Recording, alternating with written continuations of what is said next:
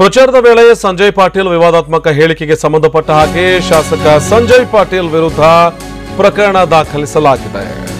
ಪ್ರಚಾರ ನಡೆಸುವಂತಹ ವೇಳೆಯಲ್ಲಿ ಸಂಜಯ್ ಪಾಟೀಲ್ ವಿವಾದಾತ್ಮಕ ಹೇಳಿಕೆ ಪ್ರಕರಣಕ್ಕೆ ಸಂಬಂಧಪಟ್ಟ ಹಾಗೆ ಶಾಸಕ ಸಂಜಯ್ ಪಾಟೀಲ್ ವಿರುದ್ಧ ಪ್ರಕರಣ ದಾಖಲಾಗಿದೆ. ಬೆಳಗಾವಿ ಗ್ರಾಮೀಣ ಕ್ಷೇತ್ರದ ಶಾಸಕ ಸಂಜಯ್ ಪಾಟೀಲ್ ವಿರುದ್ಧ ಮಾರಿಹಾಳ ಪೊಲೀಸ್ ಠಾಣೆಯಲ್ಲಿ ಪ್ರಕರಣ ದಾಖಲು ಮಾಡಲಾಗಿದೆ. ಕೋಮು ಸೌಹಾರ್ದತೆಗೆ ಧಕ್ಕೆ ತರುವಂತಹ ಅಡಿಯಲ್ಲಿ ಸೆಕ್ಷನ್ಗಳ ಅಡಿಯಲ್ಲಿ ಕೇಸನ್ನ ದಾಖಲು ಮಾಡಲಾಗಿದೆ.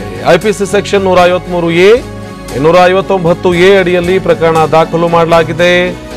ನಾವು ರಾಮ ಮಂದಿರ ನಿರ್ಮಿಸುತ್ತೇವೆ, ಕಾಂಗ್ರೆಸ್ನವರಿಂದ ಟಿಪ್ಪು ಜಯಂತಿ ಮಾಡಲಾಗುತ್ತೆ ಅನ್ನುವಂತಹ ವಿವಾದಾತ್ಮಕ ಹೇಳಿಕೆಯನ್ನ ಕೊಟ್ಟಿದ್ರು.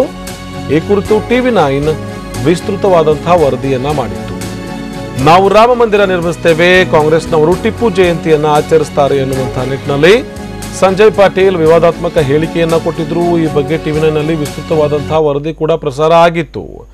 ಇದೀಗ ಮಾರಿಹಾಳ ಪೊಲೀಸ್ ಠಾಣಾ ಇಲ್ಲಿ ಸಂಜಯ್ ಪಾಟೀಲ್ ವಿರುದ್ಧ ದೂರು ದಾಖಲಾಗಿದೆ. ಈ ಬಗ್ಗೆ ಮಾಹಿತಿಯನ್ನು ಕೊಡೋದಕ್ಕೆ ನಮ್ಮ ಪ್ರತಿನಿಧಿ ಸಹದೇವ್ ಮಾನೆ ದೂರವಾಣಿ ಸಂಪರ್ಕದಲ್ಲಿ ಜಾಯ್ನ್ ಆಗಿದ್ದಾರೆ. ಸಹದೇವ್, ಹೇಳಿಕೆಯನ್ನ ಕೊಟ್ಟಿದ್ರು ಸಂಜಯ್ ಪಾಟೀಲ್, ವೀರಾವೇಶವಾಗಿ ಹೇಳಿಕೆಯನ್ನ ಕೊಟ್ಟಿದ್ರು. ಆದ್ರೆ ಈಗ ಅವರ ವಿರುದ್ಧ ದೂರು ದಾಖಲಾಗ್ತಾ ಇದೆ. ದೂರಿನಲ್ಲಿ ಏನೆಲ್ಲ ನಮೂದು ಮಾಡಲಾಗಿದೆ ಸಹದೇವ್?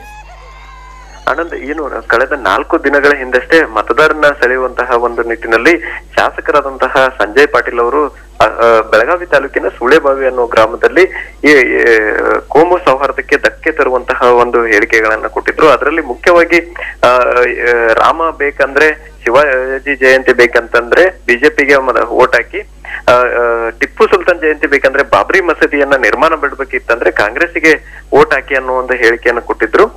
ಈ ಹಿನ್ನೆಲೆಯಲ್ಲಿ ಈ ಕುರಿತು ನಿನ್ನೆ ಅಷ್ಟೇ TV9 ವಿಸ್ತೃತ ವರದಿಯನ್ನ ಪ್ರಸಾರ ಮಾಡಿತ್ತು. ಇದರಿಂದ ಎಚ್ಚೆತ್ತುಕೊಂಡಂತಹ ಚುನಾವಣಾ ಅಧಿಕಾರಿಗಳು ಮಾರಿಹಾಳ ಪೊಲೀಸ್ ಠಾಣೆಯಲ್ಲಿ ಕೋಮು ಸೌಹಾರ್ದಕ್ಕೆ ಧಕ್ಕೆ ತರುವಂತಹ ಹೇಳಿಕೆ ನೀಡಿದ ಹಿನ್ನೆಲೆಯಲ್ಲಿ ಸೆಕ್ಷನ್ 153 295 ಎರಡು ಸೆಕ್ಷನ್ಗಳ ಅಡಿಯಲ್ಲಿ ಈ ಒಂದು ಶಾಸಕರ ವಿರುದ್ಧ ಪ್ರಕರಣವನ್ನ ಮಾರಿಹಾಳ್ ಪೊಲೀಸ್ ಠಾಣೆಯಲ್ಲಿ ದಾಖಲು ಮಾಡಿದ್ದಾರೆ.